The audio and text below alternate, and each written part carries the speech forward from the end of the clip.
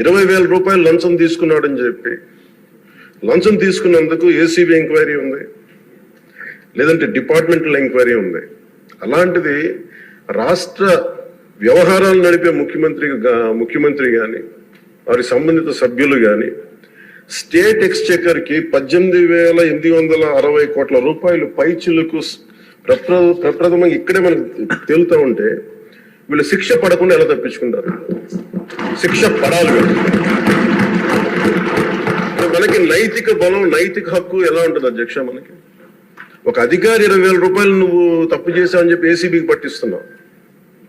వీళ్ళేమో దారుణంగా 18,000 కోట్లు అటు ప్రజల్ని కనీసం వాళ్ళ క్వాలిటీలు మన లిక్కర్ మనకి తాగాలని చెప్పి ఎవరిని మనం కూర్చోబెట్టి మనం పెంపొందించట్లా.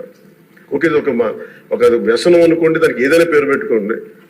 ముఖ్యంగా మనకి మద్యపాన నిషేధం అనేది చాలా చాలా కష్టమైన విషయం, ముఖ్యంగా ఆంధ్రప్రదేశ్.